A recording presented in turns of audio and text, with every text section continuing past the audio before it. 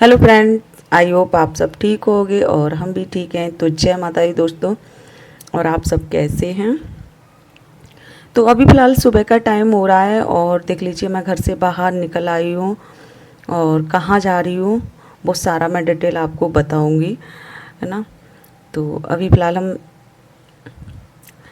मैं एटा आ गई हूँ और एटा से आगे मैं जाऊँगी, है ना।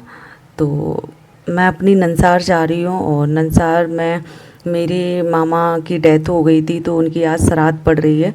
तो मुझे मामी ने बुलाया, तो हम और दीदी दोनों लोग जा रहे हैं।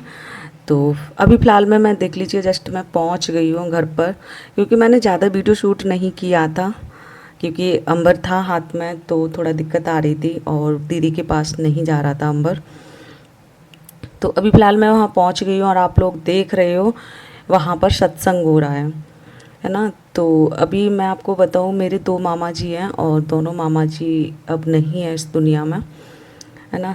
तो मेरे जो छोटे वाले मामा जी हैं उनको बहुत ज़्यादा मतलब सत्संग सुनने का शौक़ था और कराने का भी, घर पे कराती थी सत्संग।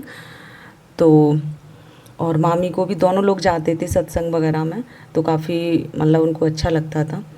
तो आज उनकी फर्स्ट श्राद्ध है तो उनकी श्राद्ध पर मामी ने सत्संग रखा है। तो देख लीजिए उनके जो गुरु वगैरह जो भी हैं वो आए हुए हैं, है ना। मैंने तो कभी सत्संग सुना नहीं और मैं फर्स्ट क्लास सुन रही थी। कभी छोटे पे सुना होगा लेकिन ज़्यादा आइडिया नहीं है मुझे। तो यहाँ पर देखो कितने सारे लोग बैठे हुए हैं और गांव के भी काफ़ी लोग थे और मतलब जैसे रिश्तेदार वगैरह थे वो भी थे। वहाँ पर सारे लोग बैठे हुए हैं और ये ग्रीन कलर की साड़ी पहनी है वो मेरी मामा जी की बेटी हैं, मेरी भतीजी है। उसने सारा शूट किया था, मैं तो आराम से बैठी हुई थी। और थोड़ा सा मैं आपको भी सुनाना चाहूँगी गुरुजी मतलब क्या मतलब बोल रहे हैं क्या नहीं बोल रहे हैं, तो आप लोग सुन लीजिए।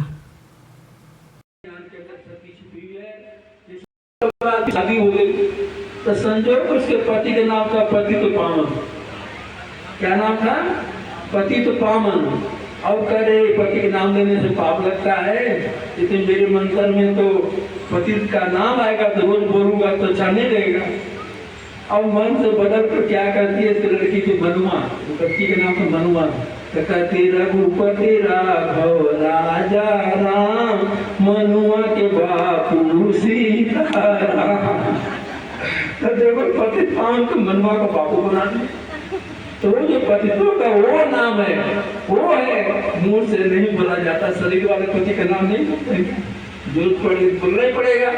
ये तो सम्मान होता है कि बड़ों का नाम नहीं लेना चाहिए, इसका मतलब लेना ही नहीं है, ये तो कहीं लिखा होगा। तो वो जो नाम करते भाषा के अंदर आया, मुंह से बोला जाएगा तो झूठा हो जाता है। पर असली जो नाम है भाषा में नहीं आया है, बोलने में नहीं आता है, वो तो अनुभव करने का विषय। जैसे गूंगा व्यक्ति से कहो गुड़ को स्वाद बताओ, बताएगा? अनुभव तो करता है, चेहरा से मालूम हो जाता है।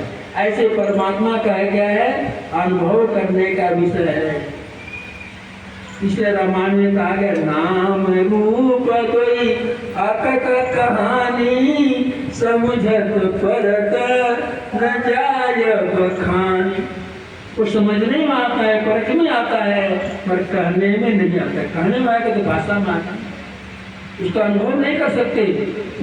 मीराबाई के ऐसा होगी पहले कहीं लिखा था, प्रहलाद ऐसा बड़ा भक्त होगा पहले लिखा था, बाद में उनकी क्रिया किए तब नाम आया।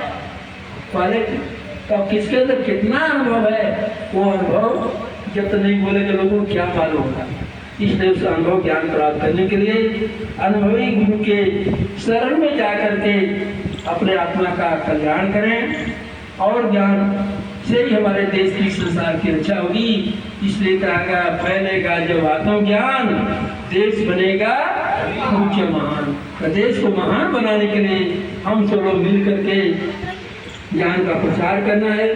इसी कड़ी के अंदर परसों संडे पड़ रहा है, सद्भावना यात्रा का प्रोग्राम महाराज की सारी दुनिया में कोई बोला नहीं सके कि वो महापुरुष आया था, तो पूरा इंडिया में, वर्ल्ड में सद्भावना के नाम से गुरु महाराज का हर एक जिले में, हर एक शहर के अंदर एक ही दिन अपने अपने सुविधा से कहाँ कितना फैलेगी बड़ी संस्था, बाप रे बाप, इतना सद्भावना का प्रचार हो रहा है। तो मतलब कलयुग के चरम सीमा पहुंच चुका है और उसकी समाप्त करने गुरु महाराज अपने सीमा पर पहुंच गए हैं कि अब देखो इसी से फैलेगा, समाज बदलेगा। और सूरदास की बात है, संपत 2000 के ऊपर ऐसा जोड़ पड़े, पूर्व पश्चिम उत्तर दक्षिण 24 काल फिरे। तो कहते हैं अभी 2000 के 3000 के ऊपर नहीं कहे, क्या बोले, संपत 2000 के ऊपर, अभी 2082 चल रहा है। क्या चल रहा है? 18 साल बाकी है, 3 के नहीं बोले हैं। ये तो घटना 18 साल के अंदर ही होने वाली है। और 18 साल के अंदर गीता का भी 18 अध्याय का, और गुरु महाराज के तो 2032 तक देख लेना बहुत परिवर्तन हो जाएगा। तो देख लेना 2032 से ज्यादा भी नहीं रह गया है। तो मेरा कहना कि तो पूर्ण नुकसान होगा, मगर जो भक्ति में गया उसकी गुरु महाराज कहते हैं जो मेरे शरण में रहेगा उसको मैं रक्षा करूंगा, जो उनकी आज्ञा में पालन करेगा उनकी रक्षा करेगा। इसलिए कहा गया है राज करेगा खालसा आखिर रहे को। खालसा माने सिख नहीं, दाढ़ी वाला नहीं, खालसा माने जिनके अंदर पवित्रता रहेगी, प्यूरिटी रहेगी, शुद्धता रहेगी, उनका बोलबाला होगा, उनका राज होगा। किनके अंदर है? सदगुरु देशपाल जी महाराज के पास। ये किसी के पास नहीं है, किसी के पास ज्ञान नहीं है जिसको शुद्धता आगे मिलावट। कोई रामायण का पाठ कर रहा है, कोई भागवत का, कोई रामलीला का, ये प्रचार होता इससे कल्याण होगा। उनकी महिमा गाते हैं कभी संतन का, संत का गाया जो को गावे 3 लोक में भटका खावे। संत का गाया जो कोई बूझे 3 लोक को उनको सुने। गाने के नहीं कहा गया, उन्हें कहा समझने के लिए कहा। इसलिए किसी संत ने कहा गया है, वो बताता है कि संत की वाणी अटपटी, झटपट लखे में को कहे, कभी झटपट लखे तो झटपट दर्शन हो। तो उनकी बात उल्टी होती है। कबीरदास जी कहते हैं ऊपर कुआं नीचे डोरी, पलिहारी पानी भरे चोरा चोरी। अब ऊपर कुआं कहीं देखे हो? तो आप लोगों ने सुन ही लिया होगा और काफ़ी अच्छे से मतलब समझा रहे थे सबको, और ज्ञान की बातें भी बहुत सारी बताई थी। तो मुझे लगता है आपने भी सारी बातें सुनी होंगी, और थोड़ा सा हंसी मजाक के भी टॉपिक चल रहे थे, तो अच्छा लग रहा था। और अगर आप मेरे चैनल पर नए हैं तो मेरे चैनल को सब्सक्राइब कर देना, लाइक कर देना, कमेंट कर देना प्यारा सा। तो देख लीजिए, मैंने तो सब कुछ सुना और मुझे अच्छा भी लगा।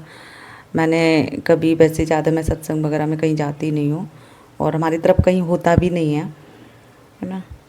तो चलें, तब तक के लिए बाय बाय, थैंक यू।